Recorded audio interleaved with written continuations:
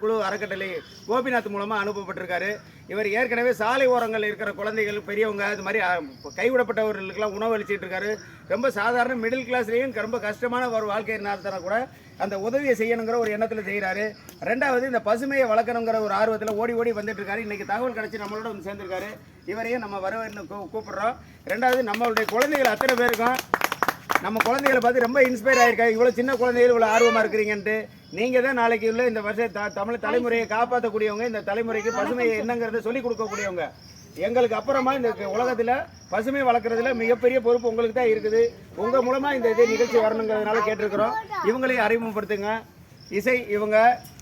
இசை பாடகி மட்டும் இல்லை, படிப்பு மட்டும் இல்லை, அதை தவிர்த்து இந்த இயற்கை சார்ந்த விஷயங்களை தொடர்ந்து செஞ்சுட்டு இருக்காப்புல.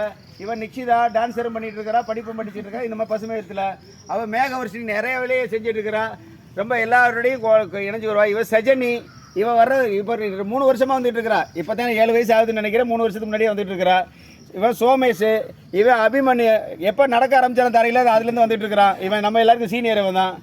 அவங்க அகிலா, அவங்க மோக்ஷிதா, ஐயா சுரேஷ், ஐயா சந்தோஷ், அந்த பக்கம் பெரியவர் உட்காந்துருக்காரு, சின்ன வயசுக்காரரு. அவர் ஜம்புலிங்க ஐயா, ஸ்ரீதர் ஐயா உட்காந்துருக்காங்க. ஓகே. இந்த பக்கம் வானவன் ஐயா எல்லாரையும் தெரிஞ்சு ஆரம்பிச்சு விட்டுட்டு சைலண்டாக இருக்கிற நிறுவனர் அவர் தான்.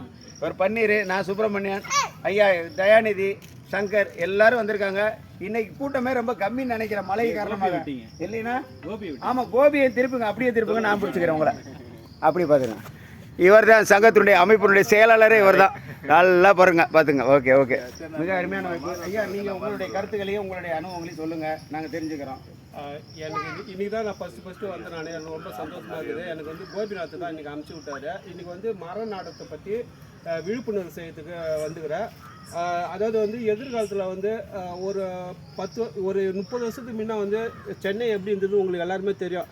இப்போ அதே 30 வருஷத்தில் வந்து ஃபுல்லாக கட்டிடம் தான் அதிகமாக வந்துருக்குது. மரத்தை பற்றி யாரும் யோசனை பண்ண மாட்டுறாங்க, வளர்க்க மாட்டுறாங்க. அதை பற்றி இன்றைக்கி விழிப்புணர்வு பண்ணேன். ஆனால் இன்றைக்கி ரொம்ப சந்தோஷமாக, ஏன்னா சின்ன சின்ன குழந்தைங்களாம் வந்துக்குது பாருங்கள். இது பாருங்க, இந்த குழந்தைங்களாம் வந்து எதிர்காலத்தில் வந்து இவங்க தலைமுறை காரணம், அடுத்த தலைமுறை இவங்க வந்து உருவாக்குறதுக்கோசம் வந்துக்கிறாங்க. இது போல் வந்து எல்லா குழந்தைங்களும் வந்து வரணும்னு சொல்லிட்டு என்னோடய வேண்டுகோள் என்ன, மரம் வளர்ப்போம், மண்ணை காப்போம், அதேமாதிரி ஏரி நீர்நிலை பாதுகாப்பு. அதாவது அங்கே வந்து குப்பையெல்லாம் கொட்டுறாங்க. தயவுசெய்து வந்து நீங்கள் கொட்டுறது ஒரு நொடியில் கொட்டுறீங்க.